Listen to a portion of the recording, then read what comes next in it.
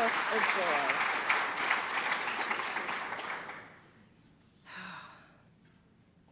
Give a hand for Phyllis, your chairman.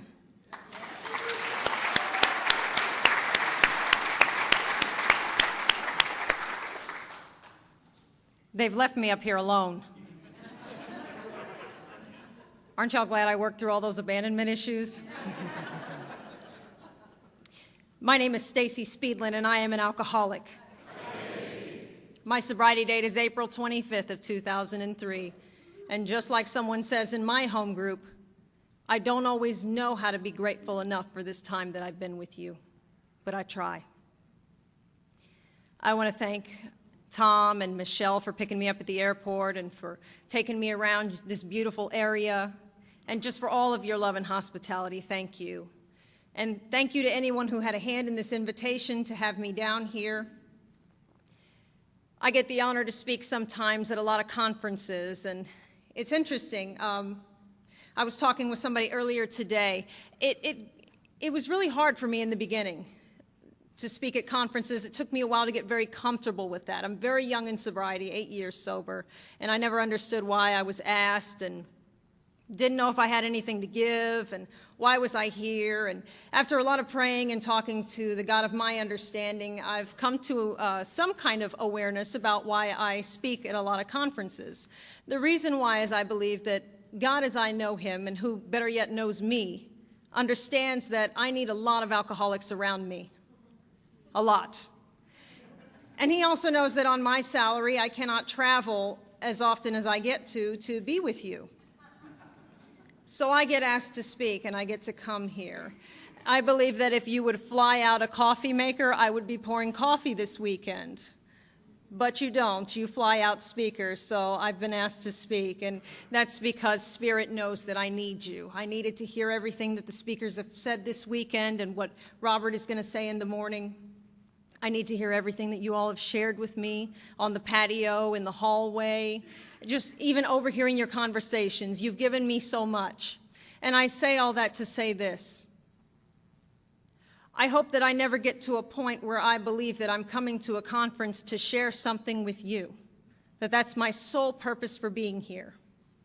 I'm not saying that I don't have anything to give, but I hope that I never get to a place where I think I'm helping Alcoholics Anonymous more than it helps me. And hopefully, at least in my experience, I believe if I stay with you long enough, I'll stay right-sized, because that's what y'all do for me. You keep me right-sized. I have a lot of trouble with what's going on between my ears. The obsession to drink has been long gone, but there's still a lot of trouble up here. So, y'all will help me with that. I've had a wonderful time for many reasons. Where I live in San Antonio, Texas, currently it's 107 degrees outside. And I've been praying to get up here as fast as I possibly could. I woke up this morning, it was 65 degrees. I have posted it on Facebook like crazy. I don't think they want me to come home. They're just like, stop, you can just stay there, that's enough. Because it's been hot. It's been hot. And y'all just have beautiful weather and your shining faces. I love the enthusiasm here. I've never been to Indiana. This is my first trip, but I've already got friends here. Interestingly enough, a good friend of mine is up here this weekend, Becky, who I've gotten to spend a lot of time with. A couple of years back, I was speaking at a conference in Texas, and I met Becky. She was 62 days sober, and she followed me around all weekend and asked me a ton of questions about recovery, about Alcoholics Anonymous, about what we do. And she met me up here when she found out I was speaking. We talked, we walked, she asked me a ton of questions, and she recently celebrated 3 years sober. I don't know why I'm here this weekend, but I believe that if I keep my eyes open, I see a lot of miracles. So thank you. Thank you for allowing me to be here. What a privilege. I guess I need to get in my lead at some point. I was born July 16th, 1977, to a Hispanic mother and a Persian father. I don't know a lot about my history. I don't know a lot about this beginning part of my story. I'm still learning. But here's what I do know. My father was not an American citizen. He's from Iran, Tehran specifically, and he wasn't an American citizen at the time. For whatever reason, he didn't want my mother to raise me. So they made a decision on the day that I was born in the hospital that they were going to give me up for adoption. I was adopted to a wonderful family in San Antonio. What I know is my adoptive parents, my mother grew up in the disease of alcoholism and never felt loved and never felt enough. And she made this decision because they couldn't have children, they adopted. And they both my parents made a conscious decision that they were going to have children, that they were going to tell us that they loved us, and they were going to show us that often. And sure enough, they did. So I was given up for adoption at an early age. My biological parents gave me up right there in the hospital, and they went home and they told their family that I had died at birth. Now, none of this has anything to do with my being alcoholic. I need to get that out of the way first.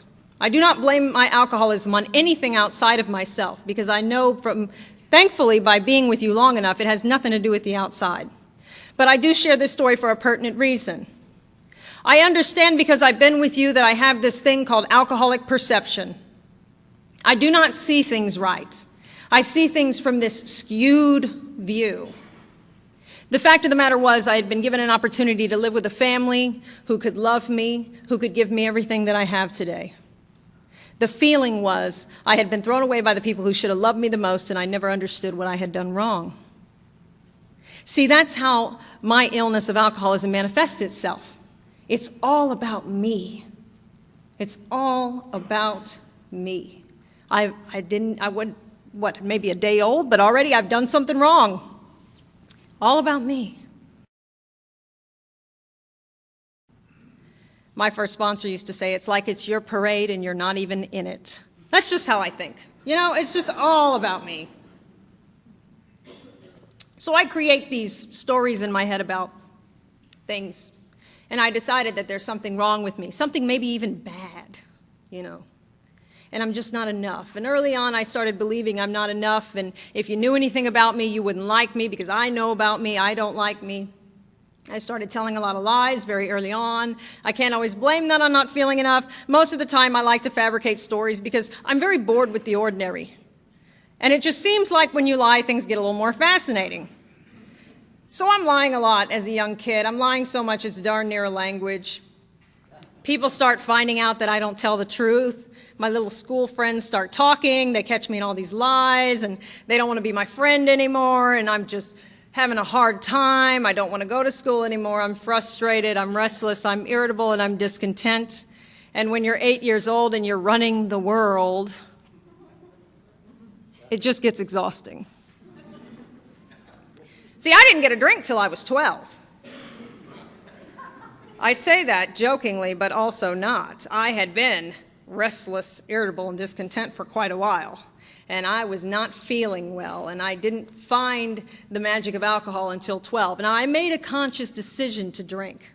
I have to tell you that. I saw what alcohol did to some of the people that would come to my parents' house. My parents were not drinkers, but they had some parties at the house, and I saw the way alcohol changed the mood. It did this magical thing for the people that drank enough of it, and I couldn't wait to do that. And at 12 years old, I got into my parents' liquor cabinet. I took some alcohol to middle school with me, had my first drink and my first drunk alone and simultaneously, because like in Texas, I believe in getting it done. And when I had that first drink and that first drunk, I don't have to explain to a lot of the people in this room what that did for me. And what it did for me is it gave me all of those promises that were read at the beginning of this meeting. I began to know a new freedom and a new happiness. I no longer regret the past nor wish to shut the door on it. I can comprehend the word serenity, and I know peace. Alcohol switches that magic switch in my head that tells me that I do not care about what you think. I don't care about what's happening in front of me. I don't care about anything when I'm drinking. And that's all I've ever wanted to feel, because when I'm focused, when I'm sober, I'm worried about everything. How do I look? What does it feel like? What do you think about me? What are you thinking about me right now? All of that stuff is just going on in this crazy mind of mine. And when I drink enough alcohol, all of a sudden it just quiets down. And so I got that. I got that gift. And when I got that gift, I started making decisions that I was going to do this for as long as I could and as hard as I could, and I did. I pursued alcohol into the gates of insanity and almost death.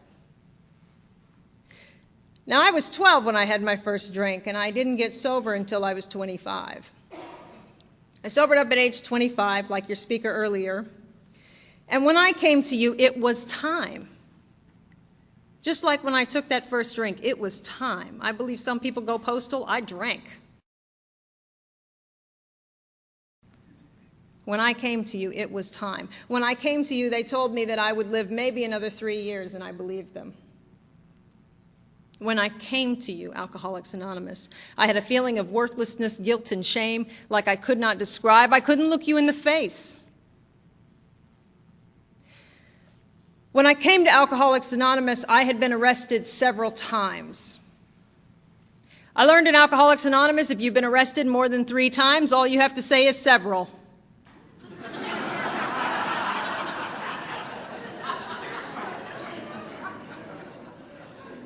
I've been arrested several times.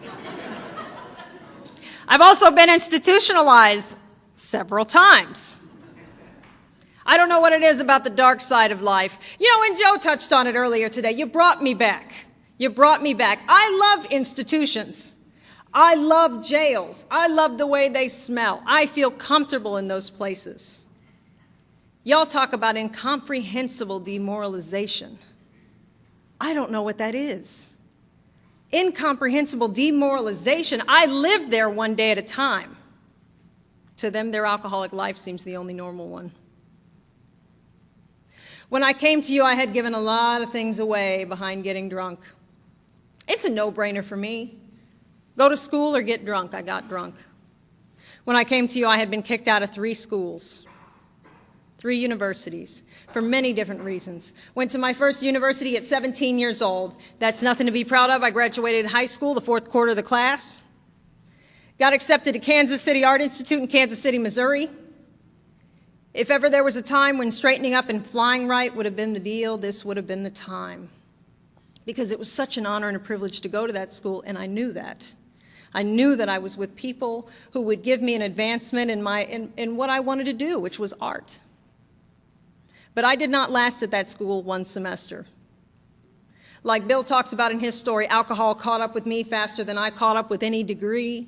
I was sent home in the first semester, got drunk in front of the administration, and they pulled that scholarship.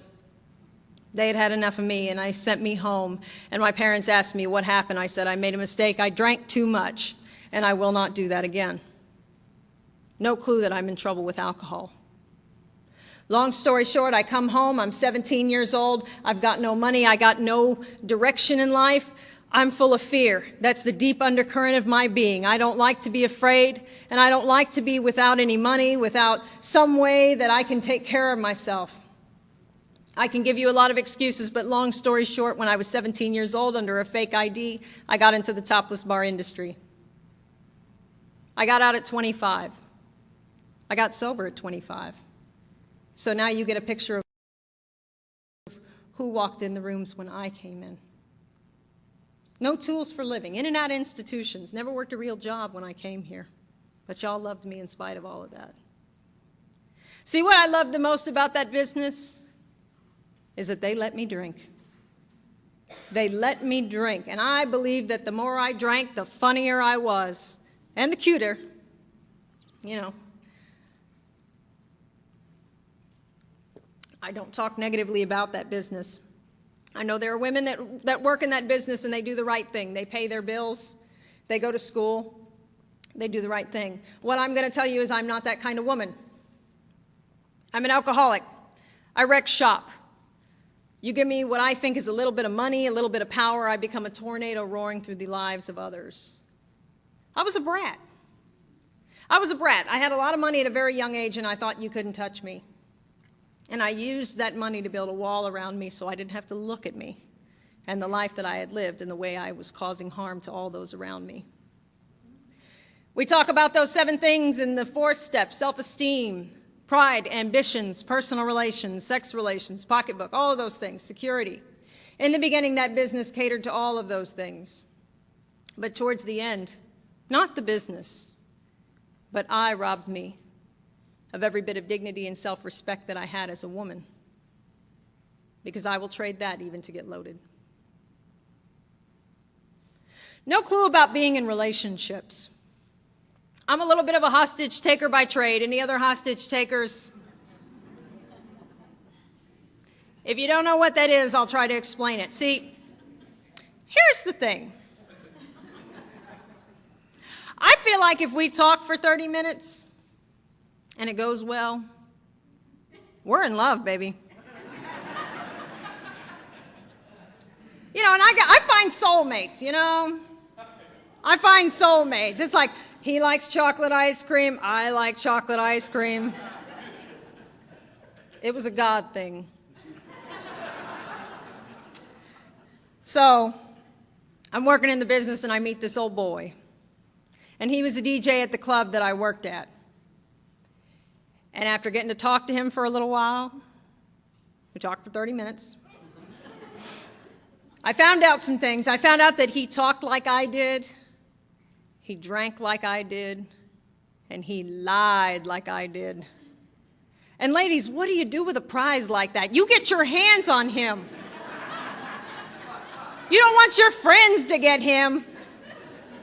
So I got my claws in that old boy. You know, because when you meet me for the first time, you're not meeting me. You're meeting my representative. You know,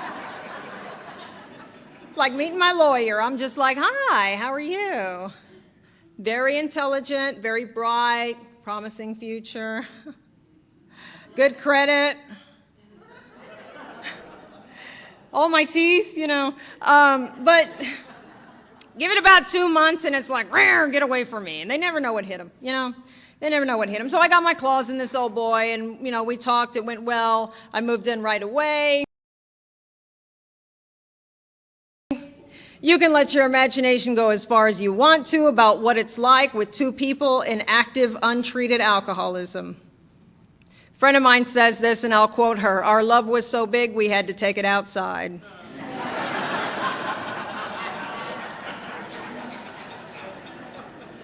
Did wonders for the neighborhood. Yep. Yeah, you know, it's funny. That relationship lasted for a while, and I'll explain the principle behind longevity in this relationship. The only reason we stayed together as long as we did is because both of us swore that we were going to leave each other once we got sober. And that never happened. I was 21 years old when I became pregnant for the first time. And I know that most women, when they find out that they're pregnant, they're excited. They feel the movement of the baby in their stomach and they're happy. That was not my experience. My experience was that I knew I couldn't stay sober for 9 months. And I didn't want that child to have a mother like me. And I didn't know what I could do about that. But I am an actress by trade and a liar. And I put on my smiling face and I said, "Baby, we're pregnant. And I'm going to clean up my act and I'm going to do the right thing." And I proceeded to detox myself.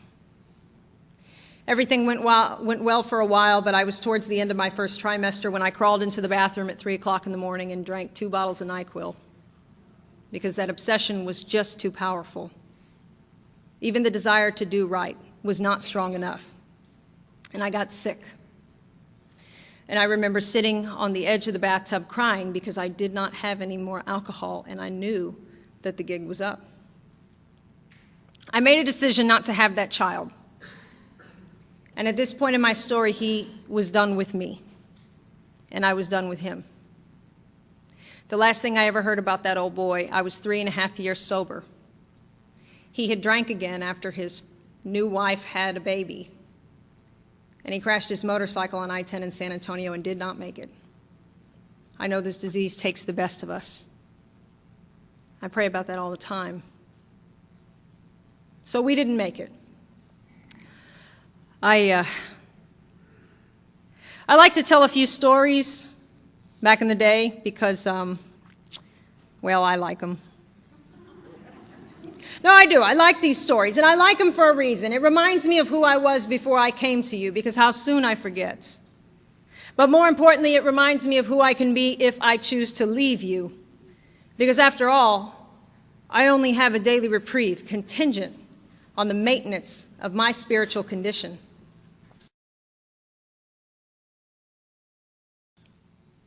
I'm an alcoholic. I have this great fear that it's me against the world and I don't measure up. I never can measure up, and I don't know how to deal with those feelings. So I drink. And then I have a second tool for living, which is I like to act real tough.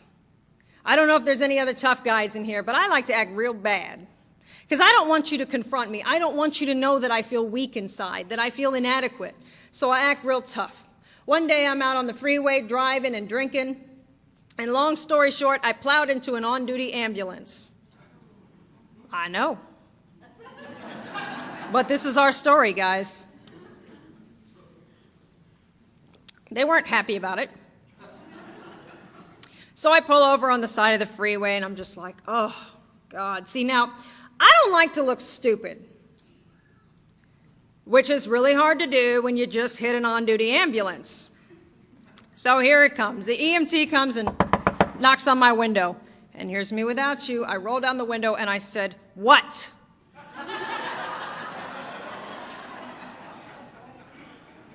He said, "Ma'am, do you realize you just plowed into an on-duty ambulance?" I said, "Yeah, I know." "What?" "What?" Now, I can't act bad in the car.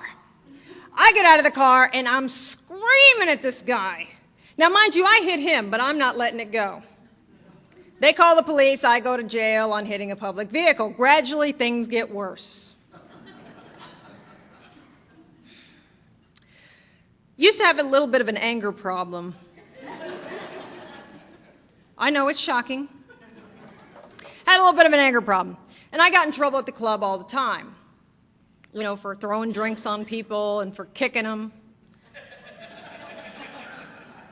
They were disrespectful to me. And as a woman of dignity, I thought I should let them know I didn't appreciate that. So I'd let them know what I thought. You know, I'd share my feelings with them. And my boss really got tired of that. And they found this correlation between my little temper tantrums and my drinking. So they banned me from drinking. That's the point where y'all are supposed to go, oh. Yeah, see, I haven't been to Al-Anon yet, but I already know. You don't take alcohol away from an alcoholic, you know. And I proceed to tell them that. I'm like, y'all can't expect me to do this and not drink. How am I supposed to do this and not drink? Well, they did it. And I started finding that cunning, baffling, and powerful feature of alcoholism as I know it. The unmanageability for me exists inside of me. It's that internal condition. When I don't have any alcohol in my system, everything gets very, very dull and very ugly very fast. And that knot in my stomach gets so tight, I cannot breathe. And I can only do so well with that for only a certain period of time. So because they wouldn't let me drink at the job anymore, I started finding these outside issues. I believe in singleness of purpose in Alcoholics Anonymous. I will show my respect. But I got to tell you something about outside issues. When I found those, you know, when they put pills in my hand, I don't ever ask, you know, what's this going to do to me? I'm not a complicated kind of girl, okay? I don't like to make things difficult. So I don't ask. Good thing it wasn't X-Lax.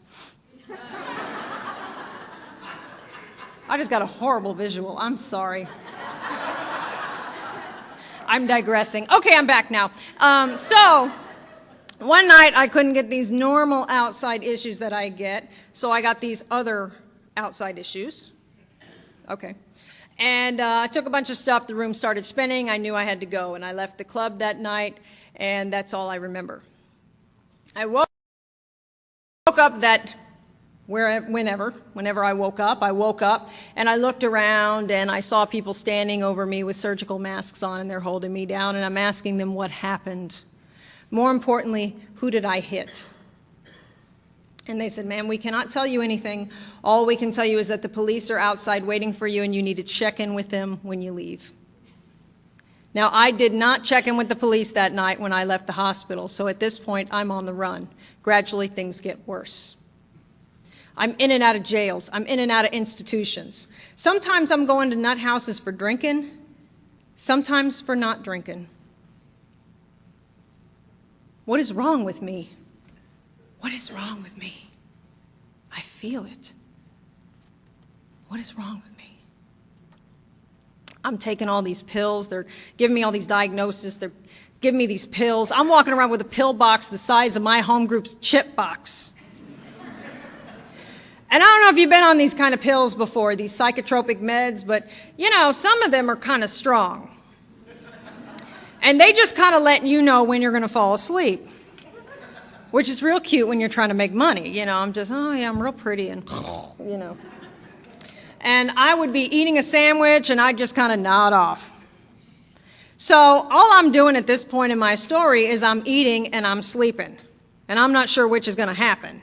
Just kind of getting up, going to eat, going to sleep, and I'm gaining a bunch of weight, and it's taken too much energy to shower and change my clothes. It was not a pretty sight. You know, I was not looking cute, okay? And this is how I came into AA, you know, but what happened to me at this point is I become unemployable for the kind of work that I do, and I couldn't work there anymore. So I did what a woman like me does when I'm full of fear and I don't know how to take care of myself and I'm afraid that I won't make it. I got me another hostage. Almost said boyfriend. I got me another hostage. I set the deal up. Before I even talk about this part of my story, I want to tell you that if you're new in here and you don't understand why we're laughing at things that maybe you don't think is funny, I need you to know that I understand that. When I came to this program, none of this was funny. Oh, it was not funny. But what you'll have taught me, because I've been with you long enough, is that you cannot laugh about something that has not healed. And if it can heal for one of us, it can heal for all of us. Please keep coming back. I'm telling you stories that I'm telling you up here because they no longer own me today. I set this deal up. I had this friend that I knew that liked me, and I set up the deal. I said, look, you like me.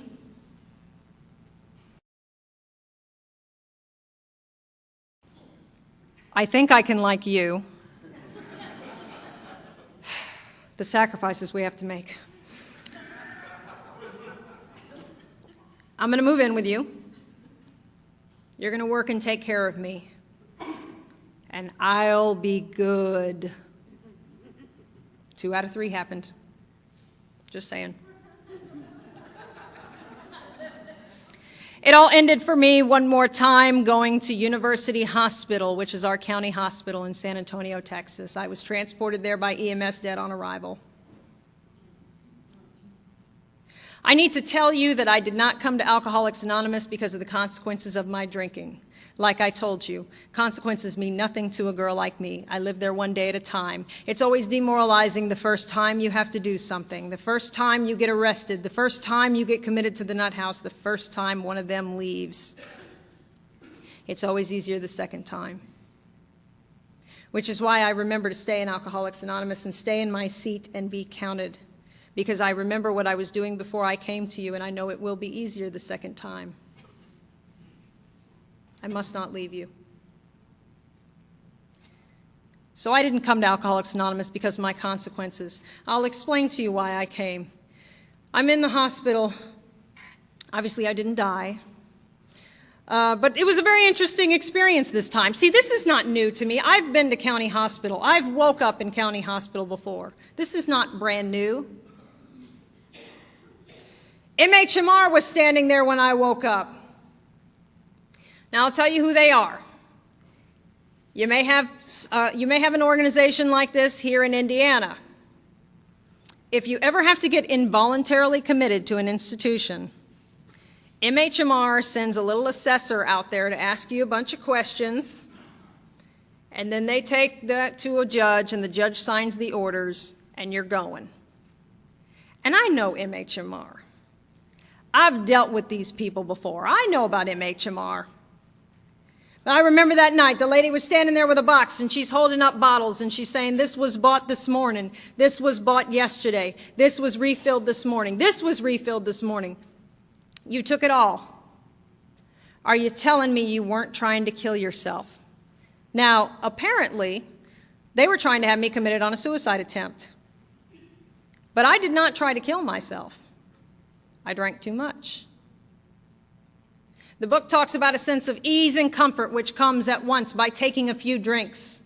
See, in the beginning of my drinking, I was getting that sense of ease and comfort. I told you that switch would flip in my head and I didn't care. I found that spiritual principle of whatever when I drank.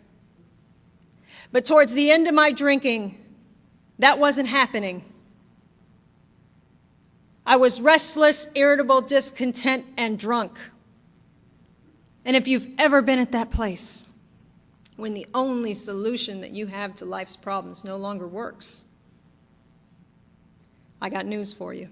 It will never work again. You better find a new way to live. That's what they told me. Restless, irritable, discontent, and drunk. My solution had stopped working. There wasn't enough alcohol or pills in that box that was going to fix this hole that had grown inside of me.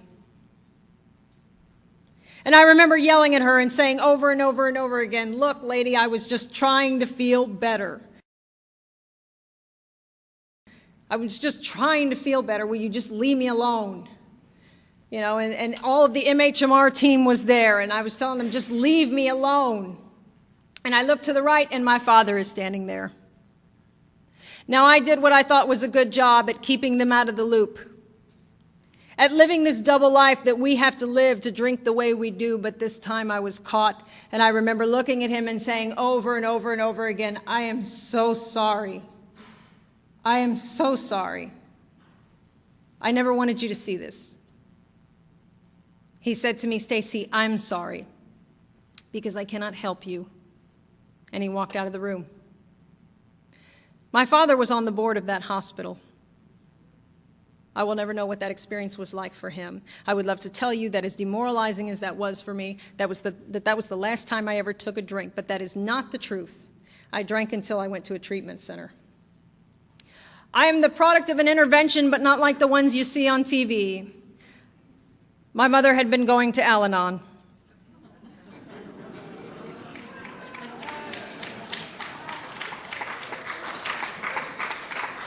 And if you are in this room and you are in Al-Anon, I need to tell you that I love you. And thank you for saving my mother's life and for saving mine. She walked into my hospital room and she said, you get some help or we're prepared to walk away from you. And I believe that the spirit of Al-Anon was with her because for the first time, I believed her. April 25th of 2003, I was driven up to a treatment center in the Hill Country in Texas. That is my sobriety date. The treatment center did their job. They separated me from alcohol for the last time. If you're anything like me, things don't get better. Things got worse. I didn't have the solution in place yet, and I also didn't have my solution, and I was slowly going insane. But they started talking to me about alcoholism. Not the way that you talk to me, but they opened a door for me, and the door that they opened was a door in my mind that for an alcoholic of my type, the only solution would be Alcoholics Anonymous. And they said, when you get out of treatment, do not go on vacation, do not go get you another boyfriend. That's okay, I already had 3 at the treatment center. But, you said if you want what we have. Anyway.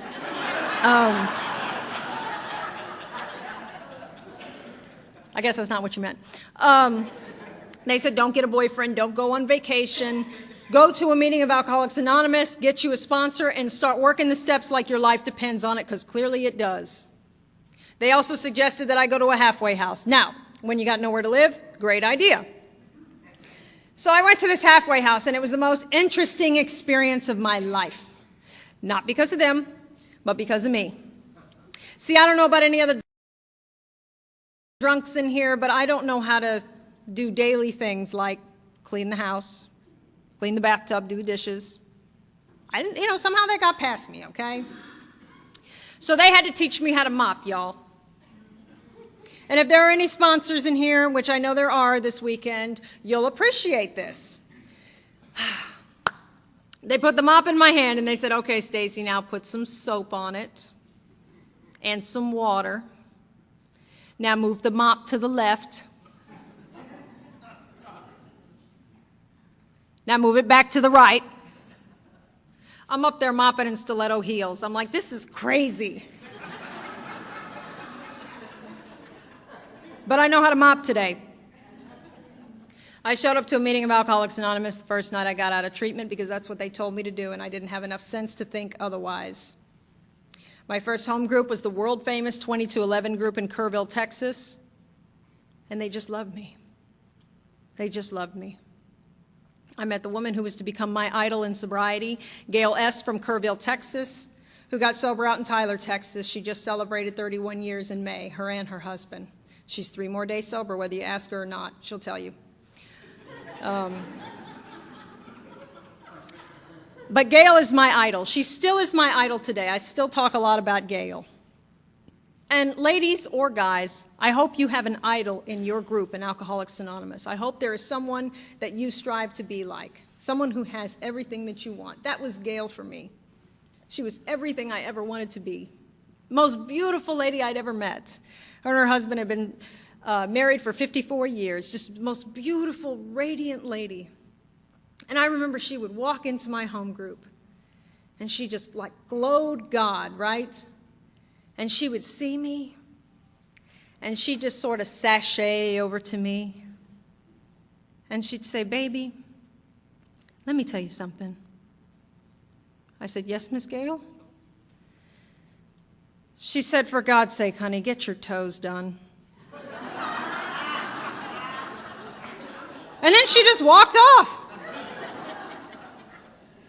I want y'all to know something tonight, Indiana. I have my toes done.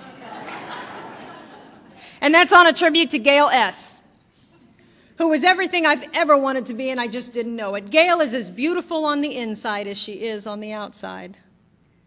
She says, I wear my sobriety well. See, I always believed that if I got the outside looking good, somehow the inside would straighten up, and that is just not my experience. Alcoholics Anonymous and recovery is an inside job. To quote my friend Candace from LA, if you do not go within, you will go without in this program. This is an inside job, baby. Gail was everything that I ever wanted to be and still is. I still talk to her on the phone. I met the woman who was to become my sponsor, Annie M. from Kerrville, Texas, who got sober out in the suburban group of Austin, Texas. I need to tell y'all that I am a product of some mean sponsorship. Just mean. I don't know if anybody else out there has a mean sponsor. I don't want you to get the wrong idea about Annie. My friend Nancy B. from Denton, Texas gives a great definition of a mean sponsor. She says it's someone who cares more about what you're doing than how you're feeling. That's the kind of sponsorship that I had. I didn't know that you could relapse in this program. And I didn't know that you could say no when they asked you to do something in Alcoholics Anonymous. That was not the breed that I came from.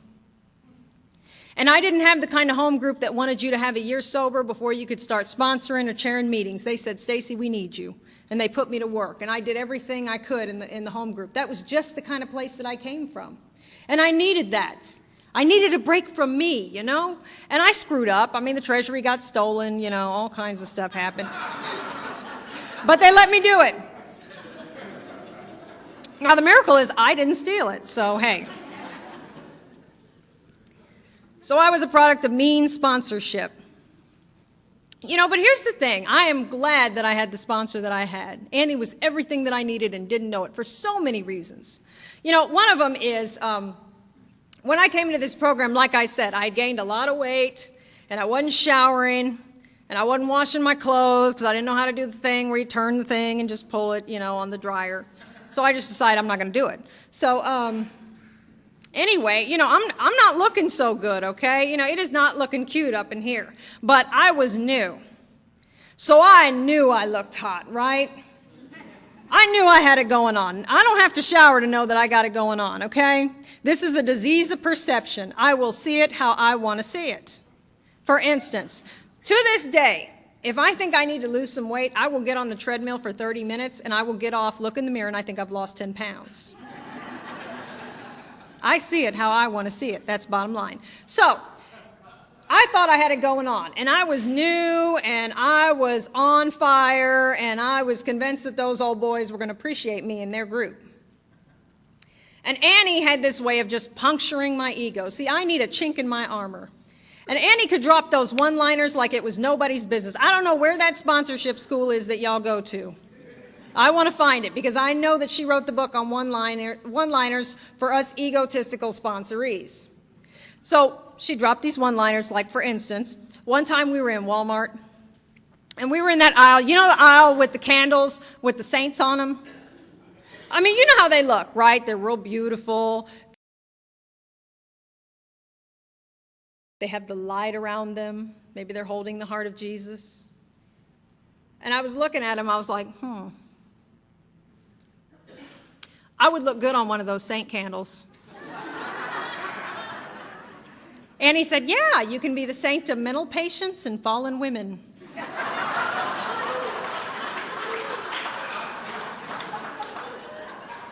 It's just wrong. I have a friend back home in San Antonio, Cell, who's talking about they're going to make that candle. They said it's going to have purple leopard print on it. They're going to put a stiletto on the altar. That's not funny. Y'all laughing at me. So Annie would always do that stuff, you know. And here's the great thing about my sponsor, is that not only did she show me and demonstrate to me the program of action and recovery, but she also taught me how to live in Alcoholics Anonymous, which is important. Because I have found that when I can live amongst you, I can live out there by applying the very same principles. So Annie taught me how to live, and I'm going to share with you some of the pearls of wisdom that Annie M. gave me. I was taught to be on time to the meeting. Where I come from, that's 15 minutes early. And I was taught to stay late. I was taught to work the 12 steps of Alcoholics Anonymous and not the room. I think that's important.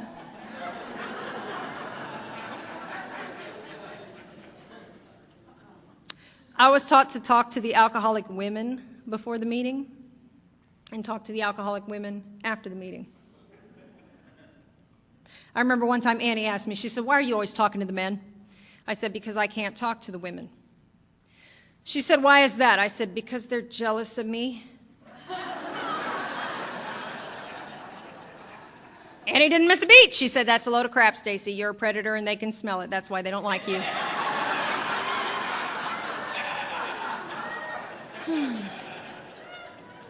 See, but I need to be told these things. Of and by myself, I cannot see these things. The truth to me is like a shifting shadow. That's why I believe the fifth step is just as important as the fourth, because I cannot see it on my own. You need to tell me, please call me on my stuff. Even today, this is life or death for me. I don't want to miss the most important part. Annie took me through the big book of Alcoholics Anonymous, through all 12 steps.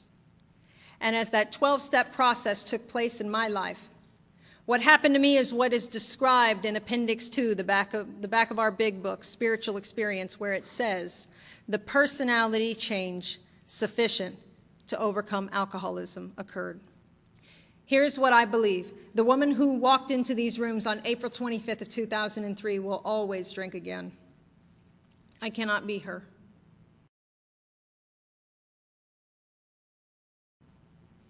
I don't want to be her. But I can't make that change happen on my own. Joe talked about it earlier. Selfishness and self-centeredness is the root of my troubles. I will not take a fifth step up here, but what I will tell you is that it just seems like I want my darn way. And I'm rather unprincipled about getting it. I had all kinds of beliefs, all kinds of survival instincts when I got to Alcoholics Anonymous. Y'all call them character defects. But I did. I mean, I had some, hardcore beliefs when I came here. Like I believe, don't ever tell on yourself, don't ever tell on your friends. Wait for the video, And then y'all tell me I got to get rigorously honest. See, I can't do that. I can't cross over and live in a manner by which it takes to stay sober one day at a time. What has to happen to me is the thing that the steps can only do, that no one else, no professional, no other person who loved me, no supportive friend could do for me. The steps, their job is to shrink my ego down small enough to experience the Spirit, or have a spiritual experience, however you want to say it. Because I'm taking direction from Annie. I'm watching my mouth. I'm dressing appropriately. I'm being on time to the meeting. But the change ain't taking place but on the outside.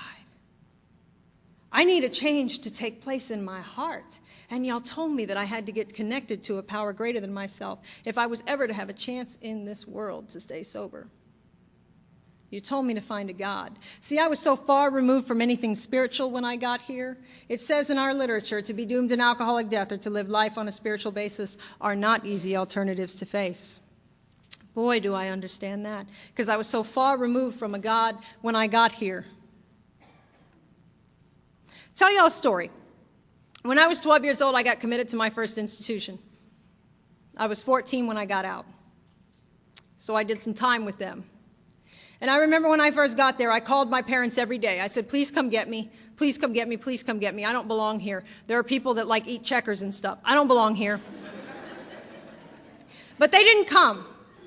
They did not come. They took the direction of a psychiatrist, and out of sheer desire to help their poor, withered away kid, they didn't come. And it hit me one day. They're not coming. And so I walked around that place and something broke inside of me. What I know today is that was my spirit. So one day I'm laying in my hospital bed, wide awake, in the middle of the night. And guys, I swear to God, I saw an angel standing at the foot of my bed. She was beautiful. She was translucent in a blue dress. Just absolutely amazing. And as I saw her, a peace came over me like I had never experienced before in my life. And I reached out to touch her, and she disappeared. Spiritual experience, you bet. But I made a mistake.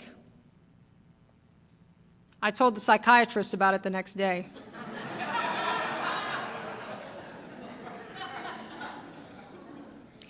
They raised my medication levels through the roof, y'all.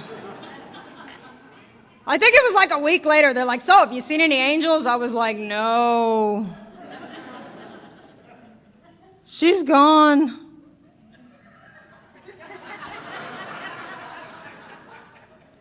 I learned something from that experience. Don't tell people about stuff like that, you know. Spiritual experience, you bet. Did it keep me sober? Absolutely not. I've had many experiences like that, drunk or sober, but it does not change me. The change that has to take place, is for me to be free of that selfishness and self-centeredness. I must, or it kills me, because it is the root of my troubles. And if that can happen by way of the 12 steps, then I can be free and unburdened from the very thing that caused my alcoholism in the first place, and that is that feeling that it's all about me, that I am separate from you, I am apart from, not a part of, and I get to stay with you. Annie also told me that if I was to live in Alcoholics Anonymous and visit the world, not do the opposite, where I live in the world and visit AA when I can. She told me to live in Alcoholics Anonymous and visit the world. And she said many miraculous things would happen if I was willing to do that. She said if I was willing to carry the message at any opportunity that they gave me, be of service to Alcoholics Anonymous, that amazing things would happen in my life in between meetings. And what I'm here to tell you tonight is many amazing things have happened. Remember how I told y'all how I lived in that halfway house? Well, when I was about a year sober, I got to run that halfway house, and I started several others in the Kerrville area for women. I got to teach them how to mop. And when I was 2 years sober, I went and worked at the Kerrville State Hospital. And when I was 3 years sober, I went and worked in a treatment center. I used to say that all I have to do is work in Bexar County Jail, and I will have worked everywhere I've lived. I love that. I love that. And, you know, Gail used to tell me all the time, Stacy, you can't get to where I am today from where I was on human power alone. I understand that more today than ever.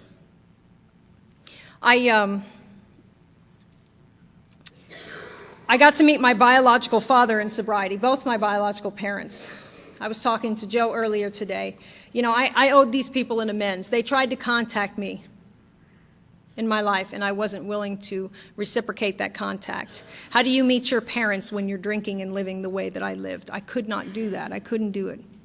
But they kept wanting me to. They kept reaching out, and I wouldn't even call back to say, I can't talk to you. I just left them hanging. And at 3.5 years sober, after talking with my sponsor, a lot of prayer and consultation, I made the decision to contact my biological parents again.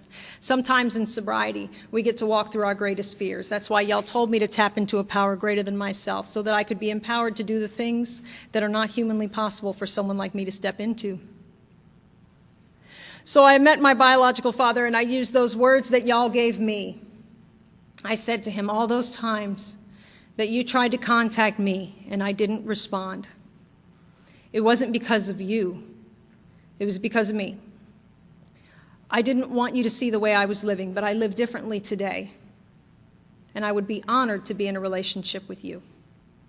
And if there's ever anything I can do to add to your life, please let me know. It has not been easy. I need to tell you that I understand today that my father does not have my tools. Sometimes I believe that he experiences some guilt about the decisions that he made, which he doesn't need to, believe me. But we've worked through that process. I met my father at 31 years old, you know, and we've worked through that process. And what I've learned how to do, because sometimes he won't call me for a while or won't return my calls, and I get it. I totally get it. More than I'd like to, believe me. But I love him for who he is, and also for who he's not. Isn't that what y'all did for me? I can certainly do that for my father. My mother and I have tried very hard. We don't have a relationship at this time. I have tried. I've put my side of the bridge down, but she's not ready yet. And that's okay, because y'all have taught me through the 9-step amends process that timing is everything. I just need to be present and willing, and I certainly am. When I was out there drinking, I did try to get a degree. I went to go get an associate's degree from the community college. That was my last college. And 9 years later, I still didn't have it. As a result of some bizarre events in sobriety, I went back to school. And in 2007, I walked the stage with a bachelor's degree. And this last May, actually 2 Mays ago, not last May, but the May before, I walked the stage again with a master's degree. Not too bad for a drunk.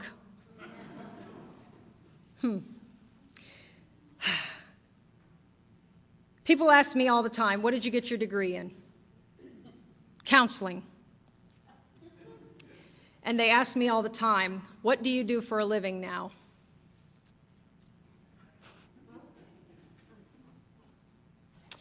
I work for MHMR.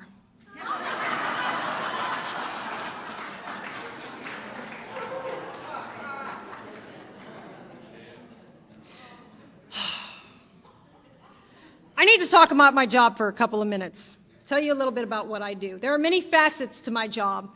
I work on the mental health side. I have a caseload of about 30. Most of my caseload is homeless. They do not come to my office, I go to them. Whether they're in Section 8 projects, whether they're under the bridge, I go to them. I am also a member of the assessment team. Whenever I get a phone call that someone is in a crisis, possible suicide attempt, I go out there and I ask them questions, and I get the paperwork signed by the judge. Finally, I am getting to interview me out there. There are some other things that I do. Whenever someone decompensates in a jail cell, they call me, and I get to go out there and screen them. In Bexar County Jail, my home away from home, I have now worked everywhere that I've lived.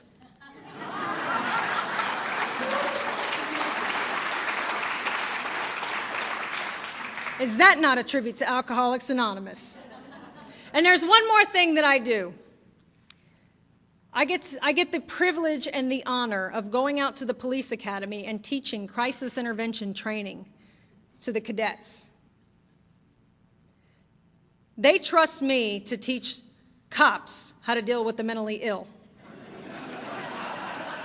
So in case y'all are worried, don't worry. I got SAPD straightened out. I got this. I got it. We're good.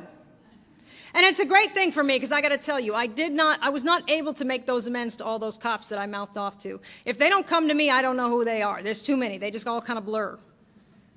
But now I get to work with the police, and I get the honor and the privilege of practicing these principles in that affair. I love my job. It is an honor and a privilege to do what I do today.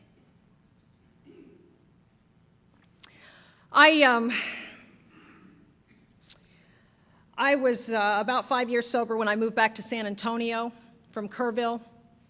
I had hit what I thought was a 5-year wall. Through a series of events, I came to understand that it was not a 5-year wall. I had become arrogant again. I'd become arrogant. And I was in a crazy place. I'm very grateful through so many experiences y'all taught me that when in doubt, go to one more meeting, talk to one more person. When I was about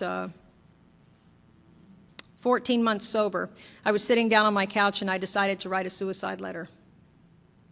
Now, I was nowhere near understanding that I had bought that delusion again, that I could wrest happiness and satisfaction out of this world if only I managed well.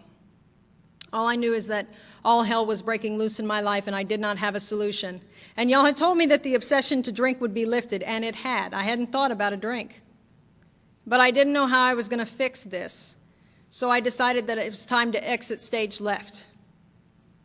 And I sat down to write that letter. But I didn't write it. Remember that mean sponsor that I told y'all about? One time I told her that I was going to commit suicide, and she said, "Well, that would be a discourtesy to Alcoholics Anonymous." I never get to do anything. So I started to write this note. I thought, well, I better call her. So I call her. I say, "Annie, I'm thinking about jumping off a bridge here." She said, "Really?" I said, "Yeah." She said, "Well, that's great, Stacy." I said, "What? Excuse me? That's great?" She said, "Well, Stacy, that's the miracle of Alcoholics Anonymous. You'll want to jump off a bridge before you want to drink."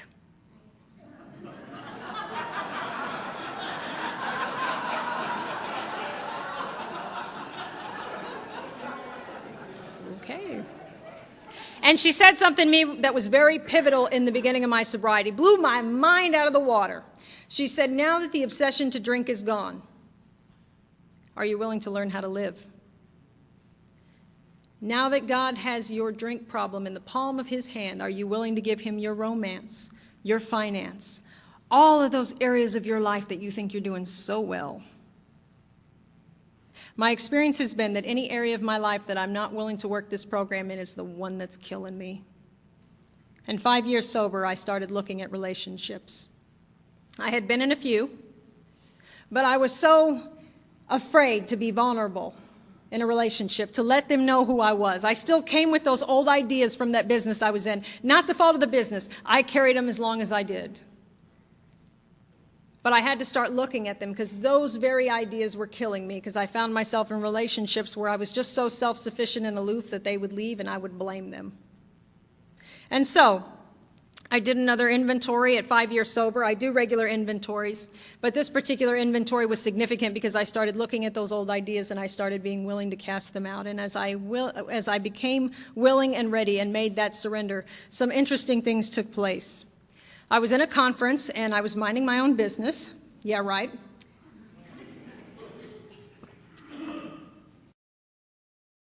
I was minding my own business and I met him. He was 6'10". He was a speaker. He was a pastor, and he was amazing. And we talked for 30 minutes and it went well.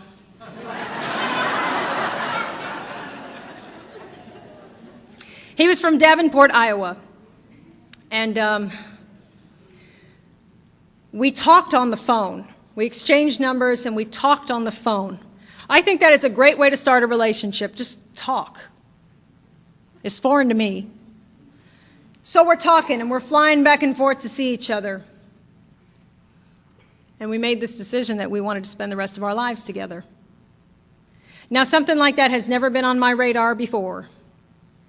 I always believed that somehow I had lived in such a horrible way before I got sober that I just didn't have the privilege to celebrate, to wear white, if you will. But I had let those old ideas go, and I met him, and he asked me to marry him, and I was willing, and I said yes.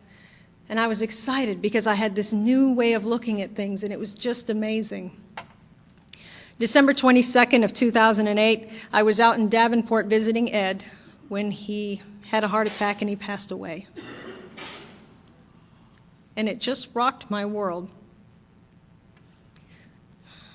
I talk about this a lot from the podium for so many reasons. Number one, if you're new in here, I want you to know the thought to drink never came. The thought to drink never came. He died on a Monday at 9:15.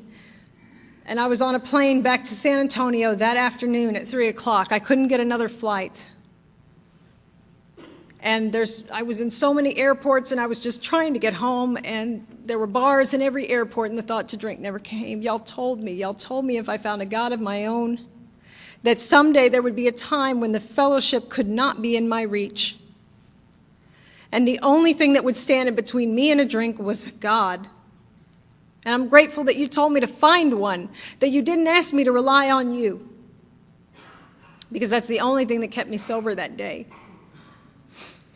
I get email on my phone, and as I was traveling from the Quad Cities to San Antonio, it took me 7 hours to get home.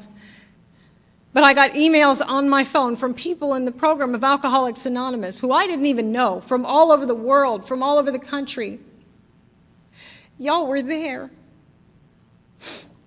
You were there. You got me through that. I was in so much pain. I thought I couldn't take another breath.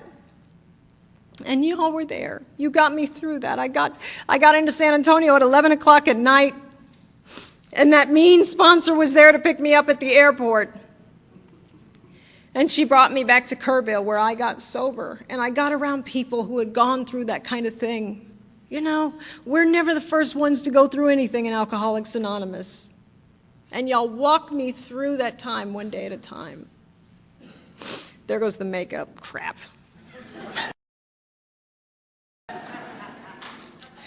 I don't care. It used to be a real big deal. So, people just surrounded me. Y'all like miracle stories, so I'm going to tell you one.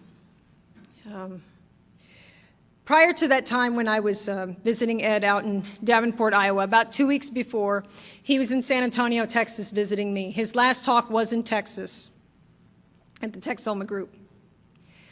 And he had given me an iPod for Christmas because I wanted one. I wanted one to take on the plane as I went up to see him.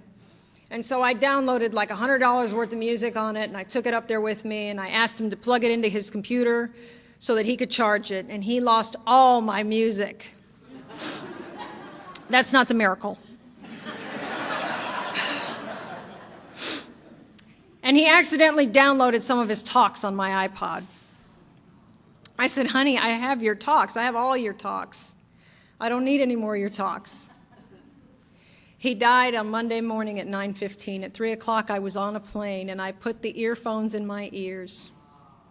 The talk that was on that iPod was his workshop on grief and forgiveness. And I had never heard that talk before. And he mentioned me in that talk, and what he said was this. He said, if I was no longer here, if Stacy and I didn't work out, I know today that we were both present and there were no loose ends.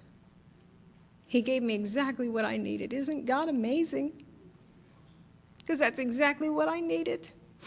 And Ed taught me through that workshop how to say goodbye to him, because my heart was broken. Isn't God amazing? You can't outgive him. I try. I'm just kidding. I'm too selfish. No, really. God is amazing to me. He always has been. I went through a very strange time after that happened. Grief is not a normal thing for me. And I made a lot of very poor decisions after Ed died. It just wasn't normal. Not a normal experience for me at all. 120 days after Ed's death, I was engaged to be married to someone else because I could not deal with the pain. I do not regret that part of my story. I believe that whether something happens to me when I'm drunk or when I'm sober, it is still of good use. And this part of my story has been many times, but I did make some poor choices. At 120 days after his death, I was engaged to be married to someone else, and all hell was breaking loose in my life. But I got through that time. I had to do one more surrender and to move into acceptance, not process, not walk through, but move into acceptance with the fact that Ed was gone. And I had to come to understand that God had put a man in my life to teach me that it was okay to love someone. I trusted him with everything. I trusted that man, and God taught me that it was okay to trust somebody. And I will be forever grateful for that for the rest of my life. And that old boy that I got engaged to be married to, well, we made the decision both simultaneously that that was not the right thing to do. He survived that experience. He's seeing a psychiatrist. He's not getting help, they're dating, okay? I mean, you know, Joe, I said to my girlfriends, I don't know how he's going to make it without all this, you know. But he's doing fine. He's doing great. They're doing great. So he made it out of that, and so did I. I walked through that sober and with a deeper surrender, which was necessary for me to stay. I can tell you that I am in a relationship today. I met a man almost a year after Ed had died, and I got through that grief experience. I met someone. I'm in a relationship today with an amazing man who is an Alcoholics Anonymous, also a pastor. I don't pick him like that. I'm just saying, you know. I mean, it's a little ironic given where I used to be. But, you know, we're happy, and he is like my best friend, and I'm very just excited about the future, excited about what Spirit has for me next. I have not been locked up in an institution in over 8 years. Now, I haven't been arrested in about 7.5. And,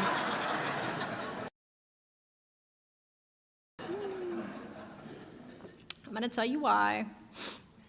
Remember how I told y'all that I didn't check in with the police that night? Well, here's the great thing about the state of Texas. You don't have to ask them what you can do to make it right. They'll come tell you. Oh, they came and got me. Actually, they didn't come and get me. They called me. They said, we know where you are. Turn yourself in, or we're coming to get you. I said, I'm on my way. And I didn't know what I had done. I didn't know if they were going to close that door forever.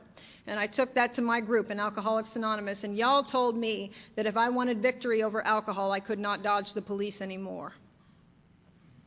So I turned myself in, not knowing if they were going to close that door forever. Turns out I hit a piece of the freeway. They charged me with a DWI and evading arrest charge, and I was put on a deferred adjudication probation where if I was to screw up at all, even spit in the direction of the police station, I was going to do 5 to 10.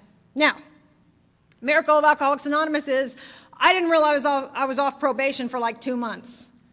I was like, what month is it? It's December? I'm off probation. So it is just another day. It is one day at a time. It really is. It doesn't matter. On paper or off paper means nothing to me. What matters to me is I'm a member of Alcoholics Anonymous in good standing. What matters is I stand up in my home group and I am counted. My home group is the Tuesday night Big Book Study in San Antonio, Texas. If you're ever there on a Tuesday night, don't come see us. We're trying to keep our group small. No, I'm just kidding. Actually, we have a big group, and we're excited about new people coming in. We go through the big book, first 164 pages, including Dr. Bob's story, and when that ends, we go through it again and again and again. And some of those old boys have been sober forever, and they're going to say the same thing this time next year, but I show up, and I stand up, and I'm counted for, and I wait for new women to walk in the door. I do get the privilege of working with a lot of new women, and I'm very excited about that. They keep it brand new for me. My house was robbed about 2 or 3 years ago. My little apartment got robbed, and it's funny because I walked in and I saw that the door had been kicked in and they took everything that was, you know, worth anything in my apartment, and I was a poor college student and knew I couldn't replace those items. But my first thought was, you know, I'm an ex-thief. So I was like, well, now I know how that feels. And I was sitting there with the police, and I'm waiting for CSI to come and fingerprint. And I'm sitting there and I'm just thinking, oh, geez, this is not cool. Because after a while, the first gratitude goes away and you're kind of mad about it and it starts building up momentum. And I'm starting to get irritated because I realize I'm not getting my stuff back and they ain't finding nobody. So, I'm sitting there and I'm waiting, and I get a message on Facebook, and it's a woman who says, "You don't know me, but we have a mutual friend. I had a member of my home group that was overseas serving in Iraq, and we kept in contact with him because he couldn't make meetings." She said, "Raul gave me your phone number or your Facebook information, and I was wondering if you could help me. I'm in San Antonio, Texas. I have 7 days sober. Can you help me?" And I sent a message back and I said, "Please call me right now." And I gave her my phone number. We talked on the phone while we were waiting on CSI to get there. And I'm just like, "So what's going on? Tell me about it. Let's talk. When can we meet? Can we meet tonight?" We made a coffee date, and by the time I hung up the phone, the cop is telling me, "I'm so sorry. CSI's not coming. There's nothing we can do." I said, "Hey, it's only stuff." Alcoholics Anonymous comes in for me time and time again. When I'm thinking about them, I cannot think about me, and that's exactly where I need to be free. I have learned through the finding out about my family and my past. Like I said, I still know very, very little, but here is what my perception is today on all of this. My parents made a very difficult choice to give me up for adoption, and it put a hole in their heart. They did the hardest thing that they ever had to do, and that was let someone else raise me. And that my life has been one big love story. These people who love me so much. When I go, and my adoptive parents have been divorced and they've remarried. When I went to my graduation, I was the only person there with 2 mothers and 4 fathers. And I used to be embarrassed about that. I used to be ashamed. I thought I come from the screwiest family in the world. But I sat down with my sponsor and I shared that because it was a painful thing for me. And she said to me, "All of those men care about you, and those 2 women. You are the luckiest woman on the planet to have all of those parents that are involved in your life." And I stopped hurting once she said that. You all have given me a new story. You've given me a new way to see my life, to resolve all the hurt and pain that's been killing me all this time. And I can never show my gratitude enough to you. If you're new in here, I want to leave you with this. This goes far beyond not drinking 1 day at a time. That is only the first miracle. There are so many others. These past 8 years have not been the best years of my life. The big book tells me the most satisfactory years of my existence lie ahead. So I hang in for that, and I hope I can always stay with you. I want to close with some song lyrics. I promise I'm not going to sing, Chuck. I'm not going to sing. I will not put you through that pain. But here's the thing. I will quote the song lyrics. I don't know about anybody else, but I love music. I listen to hip-hop music, okay? That's usually when it gets quiet. That's all right. You're like, "Well, she had us until she mentioned the hip-hop. I don't know." That's okay. I love hip-hop music. I just love it. I'm crazy about it. And there's a song by DMX, and I'm going to quote the lyrics to you. And it's in the form of a prayer, so I know y'all will appreciate it. Because it describes what my life is like today, thanks to the program of Alcoholics Anonymous. And it goes something like this. It says, "God, it is you who wakes me up every day. I am forever grateful for your love. This is why I pray. You let me touch so many people, and it's all for the good. I influenced so many children. I never thought that I would. And I couldn't take credit for the love that they get, because it all comes from you, God. I'm just the one that's giving it. And when it seems like the pressure gets to be too much, I take time out and pray and ask that you be my crutch. God, I am not perfect by a long shot, I confess to you daily. But I work harder every day, and I hope that you hear me. In my heart, I mean well, but if you'll help me to grow, then what I have in my heart will begin to show. And when I get going, I'm not looking back for nothing, because I will know where I'm headed, and I'm so tired of the suffering. I stand before you, a weakened version of your reflection, begging for direction, for my soul needs resurrection. I don't deserve what you've given me, but you never took it from me, because I am grateful and I use it, and I do not worship money. If what you want from me is to bring your children to you, my regret is only having one life to do it instead of two. Amen. God bless you. Thank you.